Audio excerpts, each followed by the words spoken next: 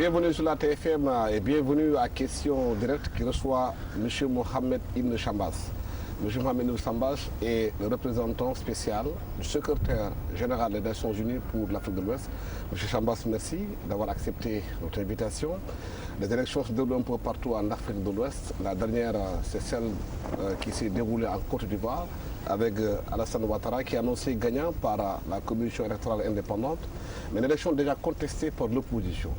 Quelle analyse en faites-vous?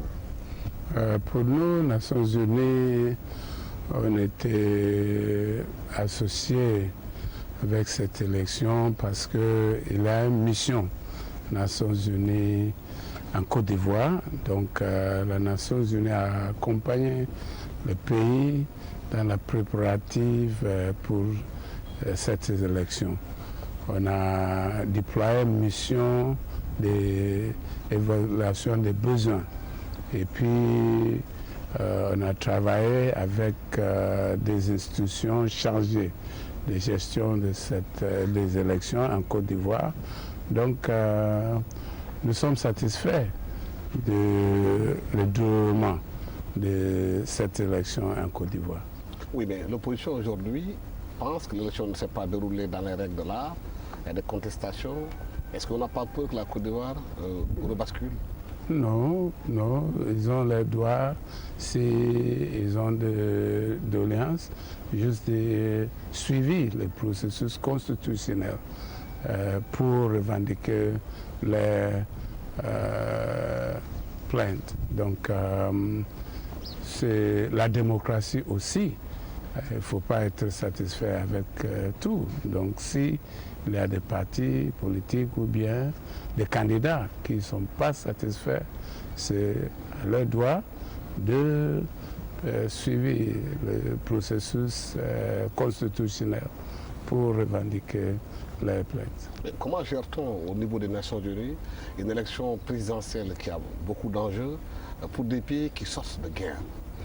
C'est pourquoi même avant les élections, c'est toujours nécessaire d'envoyer une mission, aller discuter avec des autorités, des institutions chargées de gestion des élections, CENI, le Cour constitutionnel, et voir qu'est-ce que les Nations Unies peuvent faire pour améliorer les conditions, l'environnement pour les élections. Et quels sont les besoins en termes de matériel financier et travailler avec le partenaire, voir comment on peut mobiliser les moyens pour aider le pays pour assurer des élections crédibles. Donc c'est normalement le processus que les Nations Unies suivent. En réalité, même pour l'observation, les Nations Unies ne participent pas dans une observation.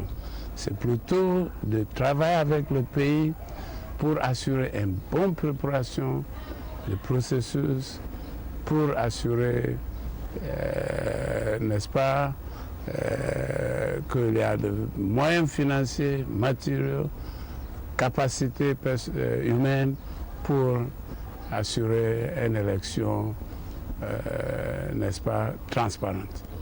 Les élections sont déroulées en Côte d'Ivoire dans un contexte où Laurent Gbagbo est à la CPI, où son parti est divisé, avec Pascal Affi-N'Guessan qui a été candidat, Abdourahmane Sankaré qui n'a pas participé, qui a boycotté, où Simone Gbagbo est entre les mains de la justice au niveau de la Côte d'Ivoire, ou des ténors même de l'opposition qui sont désistés en disant qu'ils ne font pas confiance au processus.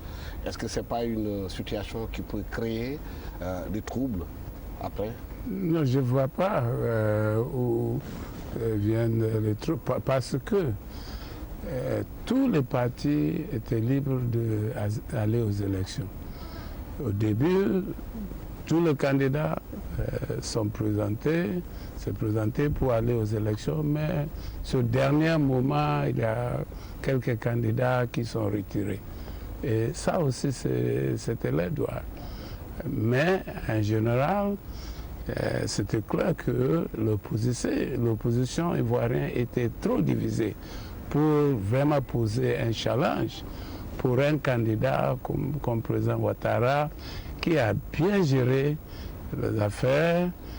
Si on prend le cas de la reprise de l'économie de la Côte d'Ivoire, le pays a vraiment fortement sorti de la crise, et on voit aussi aujourd'hui un taux de croissance autour de 10%.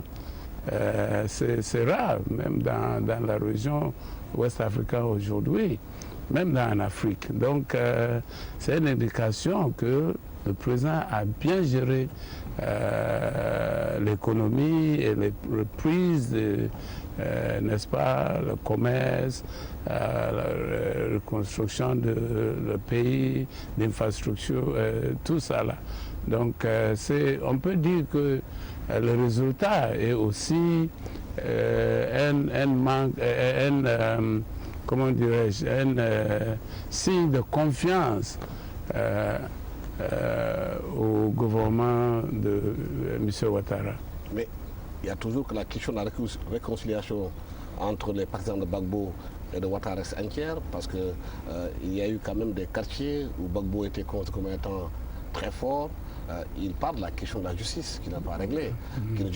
C'est la victoire des vainqueurs, parce qu'on a vu que la plupart des gens de Gbagbo ont été arrêtés, mis en prison, mais du côté d'Alassane Ouattara, cette question-là n'est pas encore résolue. Je suis d'accord qu'il y a toujours du travail fait au niveau de la réconciliation nationale. Et je pense que ça sera l'une des priorités pour le gouvernement dans cette deuxième mandat de président Ouattara. Et je suis sûr que dans ce contexte aussi, on va avoir des initiatives un peu plus fortes de la part du président Ouattara pour tenter de réconcilier tous les Ivoiriens, assurer que tous les Ivoiriens viennent autour de son gouvernement pour reconstruire ce pays qui a connu plusieurs années de guerre. Oui. La Côte d'Ivoire vient de sortir de ces élections, la Guinée aussi, où le président Alpha Condé a été réélu dès le premier tour, mais l'opposition guinéenne aussi conteste ces résultats en disant qu'il y a eu beaucoup de fraude, qu'il y a eu beaucoup de dysfonctionnement dans le scrutin. Ce que je peux vous dire, que comme vous savez, on était impliqués, on a travaillé avec tous les partis prenants en Guinée pour l'accord de 20 août. Et l'accord de 20 août était un accord pour créer des conditions appropriées, un environnement un peu plus serein pour les élections. Et si dans ce contexte, on a vu une campagne apaisée. Tous les candidats sont circulés le pays, ils ont pu partir partout pour faire les campagnes, sans incident. Sauf, je pense que c'était le dernier jour, juste avant les élections, quand on a eu quelques incidents de violence en Conakry. Mais oui, un mort et on a eu des dégâts. Le procès parle de 7 morts. Mais même dans ce cas-là, il faut dire que le lendemain, on a vu un déroulement de scrutin dans la camp. Les Guinéens sont sortis nombreux et ils ont pu aller aux urnes sans violence, sans incident. Même où il y avait des problèmes logistiques, organisationnels, je pense finalement tous les Guinéens qui sont sortis voulaient voter à une opportunité d'exprimer leur voix.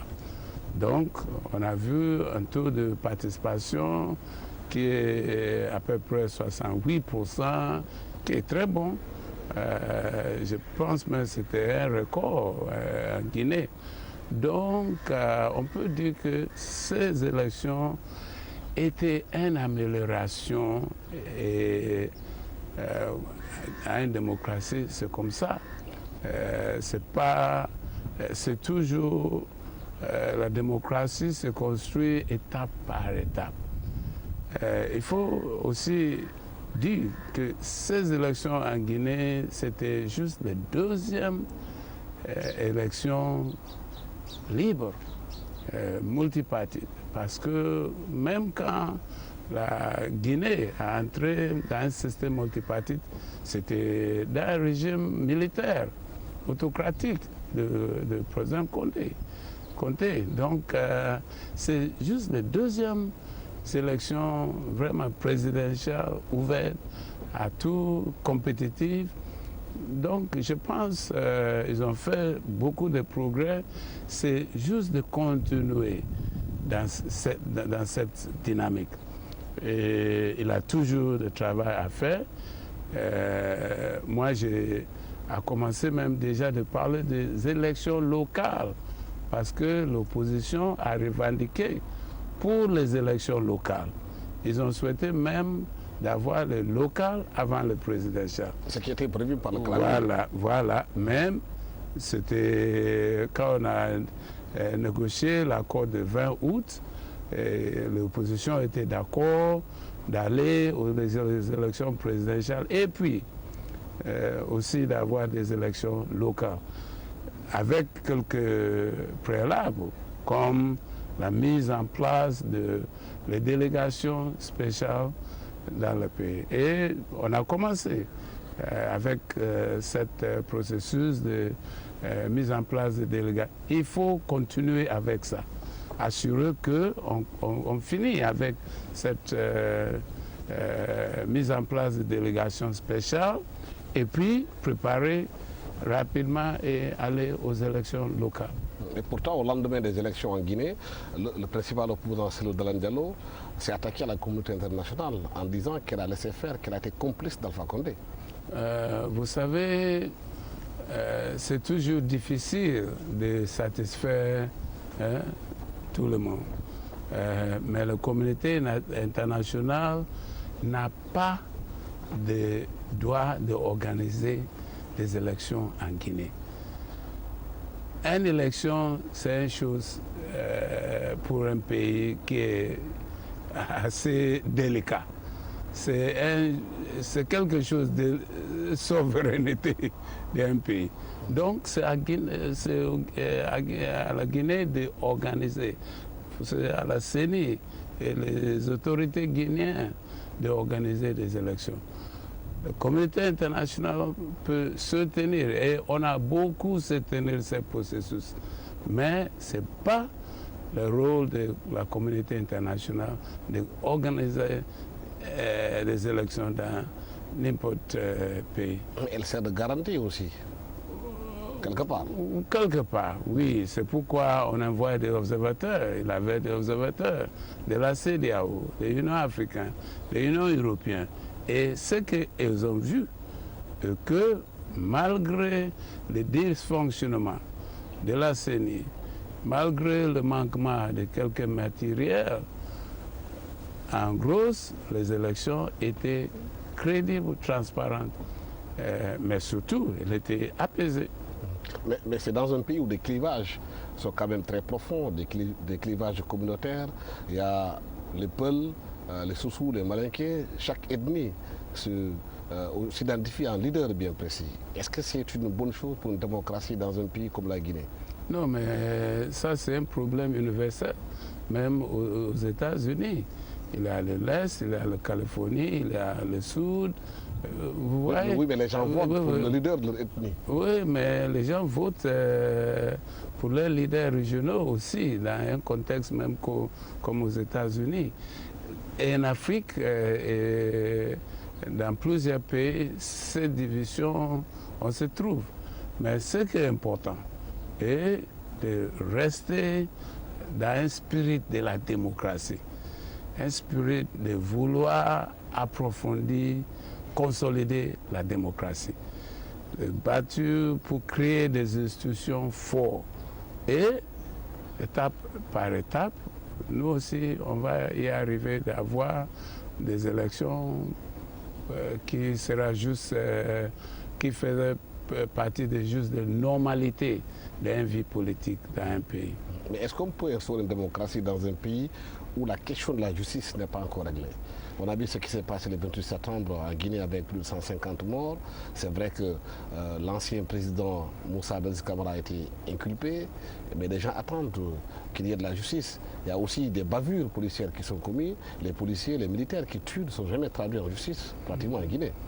Mais cette question de la justice-là est l'une des questions que nous, aux Nations Unies, nous suivons de près, et la Guinée même est en train de, n'est-ce pas, faire des enquêtes sur toute cette question. Et comme vous savez, même Mme Bensouda a fait une visite là-bas et les autorités sont fait de engagements de suivi toute cette question d'assurer que la justice va être rendue et la Guinée va démontrer une capacité de suivi eux-mêmes cette question de violation des droits de l'homme qui a eu il y a quelques années. Non loin de la Guinée, il y a le Burkina Faso qui devait faire ses élections, mais à cause du coup d'État, ont été reportés pour le 29 novembre prochain.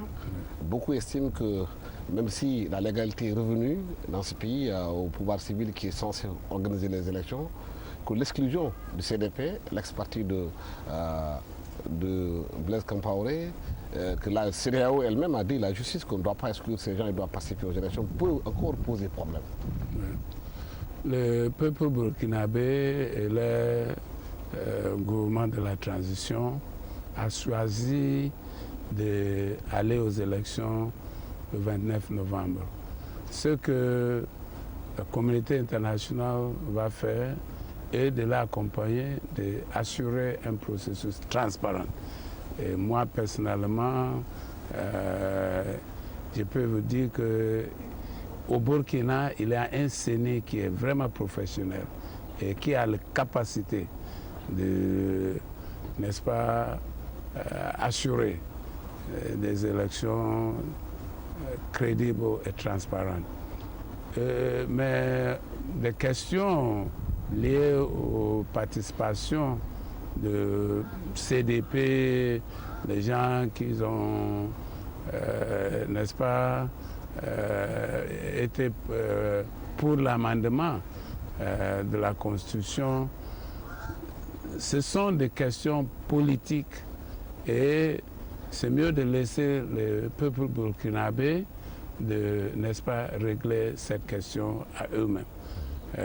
Mais ce qui est important est d'insister aussi que quand il dit que c'est ces gens, ceux qui sont exclus, c'est juste pour cette élection du 29 novembre d'assurer que changement de règles aussi après ça.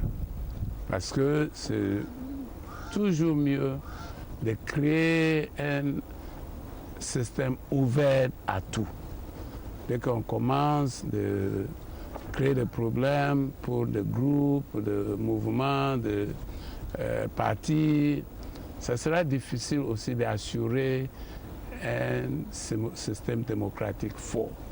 Donc, oui, la Nation Unie s'occupe des questions politiques. Est-ce qu'on peut aller à une élection en excluant des gens qui ont peut-être été au pouvoir ou ont géré le pouvoir pendant plus de 35 ans?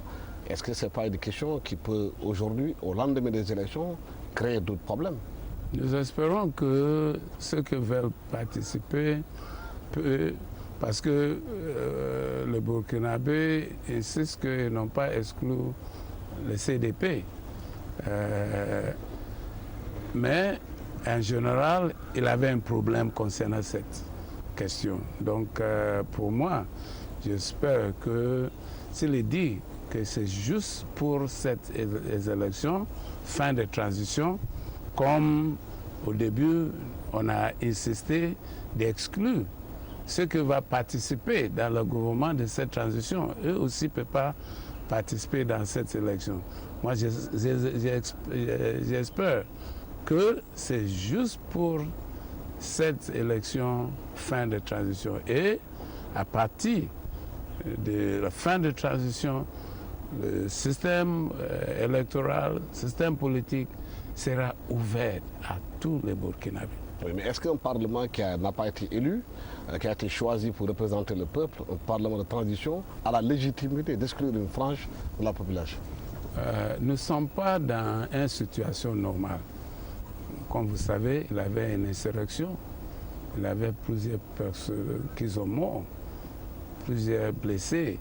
Donc tout ça a créé une atmosphère un peu particulière. Et c'est ça aussi qui a, n'est-ce pas, créé ce problème d'exclusion que, en général, n'est pas bon, mais peut-être dans un contexte particulier et dans un contexte limité, peut-être on peut dire, OK, on va aller aux élections comme veulent les Burkinabés, mais en insistant que c'est juste pour une période limitée. En Afrique de l'Ouest, on a vu que les élections posent souvent problème avant, pendant et après. Surtout après là. Qu'est-ce qui fait qu'aujourd'hui il y a tout le temps des difficultés pour la gestion des élections?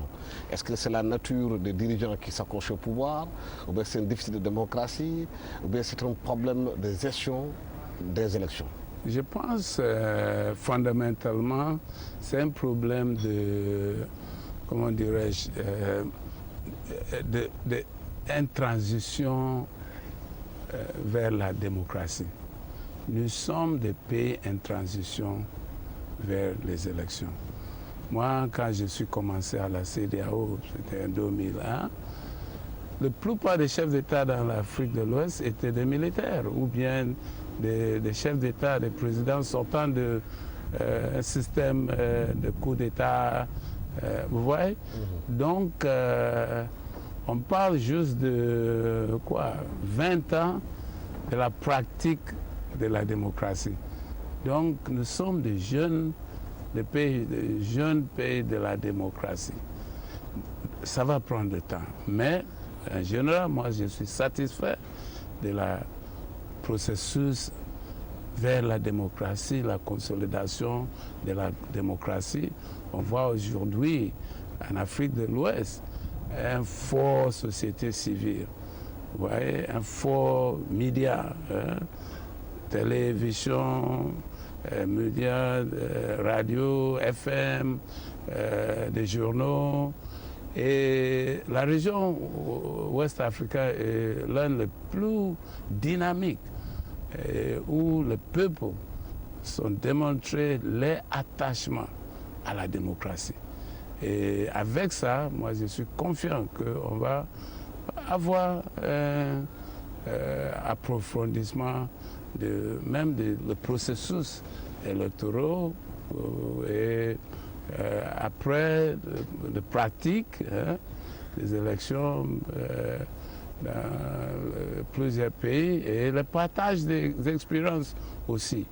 La CEDEAO a un système, un réseau de commissions de CENI. Et de temps en temps, ils se réunissent, ils analysent les élections qu'ils ont eues, quelles sont les faiblesses et comment pouvons, n'est-ce pas, améliorer le processus électoral dans la région, qui est très bon. Et avec ça, il a aussi un grand intérêt de la communauté internationale, des Nations Unies bien sûr, mais de plusieurs partenaires comme l'Union européenne, des partenaires bilatéraux qui aussi sont prêts et toujours fournir un support pour le renforcement de la capacité de support logistique, matériel pour les élections en Afrique de l'Ouest. Mais est-ce que cette transition n'est pas menacée par la présence de Boko Haram au Nigeria, on voit un peu ce qui se passe au Cameroun. Récemment au Sénégal, on a parlé même d'arrestation de certaines personnes qui faisaient de l'apologie du terrorisme. Bien sûr, l'extrémisme, les terroristes, les groupes terroristes comme Boko Haram, même comme nous voyons au nord du Mali, ce sont des défis sécuritaires qui se posent aujourd'hui en Afrique de l'Ouest et qui menacent les pays ouest-africains qui sont fragiles, qui sont des pays jeunes démocraties. Donc, il faut aussi voir comment focaliser et travailler ensemble pour lutter contre l'extrémisme, contre le terrorisme. Et je suis vraiment satisfait qu'aujourd'hui, dans la région bassin de lac Tchad, on voit le pays affecté par le terrorisme Boko Haram se réunissent pour, n'est-ce pas, travailler ensemble, réunir les efforts contre Boko Haram. Il y avait une réunion au niveau à Lomé, lieu au mois 2020, dans un document fait par l'ancien premier ministre du Sénégal, Mamadou Lamine Loum. Ils avaient parlé au mois 2020 de mettre en place une armée fédérale pour l'Afrique. Est-ce que c'est une solution pour lutter efficacement contre Boko Haram? Oui, il faut une approche conjointe contre des terroristes comme Boko Haram parce qu'eux, ils ne savent pas les frontières. Ils circulent partout. Il a commencé au nord-est du Nigeria et puis ils ont menacé le Cameroun, le Niger, le Tchad et même ils ont démontré leur capacité d'aller dehors même cette zone ouest africaine, Afrique centrale. Donc, c'est pourquoi les pays de l'Afrique centrale et les pays de la CEDEAO sont déjà faits de consultations.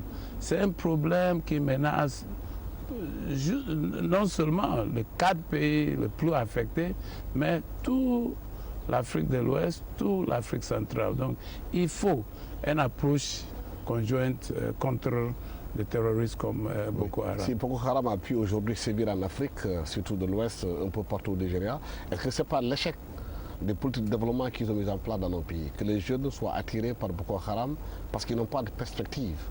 Nous avons un vrai problème avec notre économie qui sont toujours faibles. Nous avons aujourd'hui une jeunesse qui n'ont pas de travail et le chômage, le taux de chômage vraiment élevé dans la plupart de nos pays. Donc ça c'est une réalité. Mais il y a des efforts aussi menés par le gouvernement et le taux de croissance en général en Afrique de l'Ouest était vraiment fort. Mais on a eu la crise mondiale en 2008 qui a perturbé les choses et aussi les baisses de prix de produits bruts qui aussi a créé quelques difficultés. Mais en gros, l'économie ouest-africaine continue d'accroître fortement.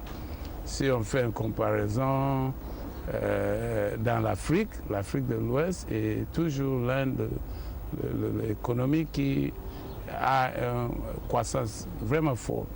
Est-ce que si on est dans cette situation de pauvreté en Afrique de l'Ouest, ce n'est pas un problème d'intégration que ça pose? L'Afrique de l'Ouest, c'est 300 millions de consommateurs, alors que le commerce, l'échange entre les pays, c'est autour de 12%. Oui.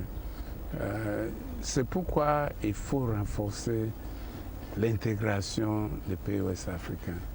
Parce que on voit que nous sommes une région, la région ouest africaine, c'est une région vraiment riche, avec des potentialités énormes. Donc il faut voir comment mieux intégrer notre économie.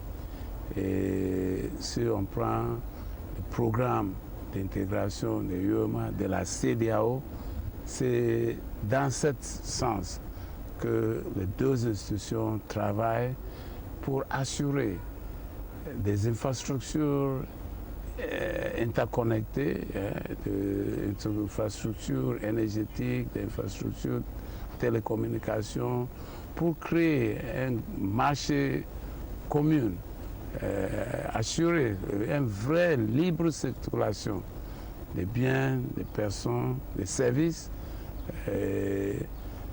aller vers une intégration forte dans la région ouest africaine. Ça aussi peut aider dans la lutte contre la pauvreté. Monsieur Mohamed Ibn Chambas, merci d'avoir été avec nous sur ce plateau de la TFM. Vous êtes le représentant spécial du secrétaire général des Nations Unies, M. Ban Ki-moon, chargé pour l'Afrique de l'Ouest. Nous étions avec vous pour parler des questions de démocratie, d'élection en Afrique de l'Ouest et de développement et de terrorisme. Merci à toute l'équipe technique qui m'a accompagné pour la réalisation de cette émission. Merci. Au revoir.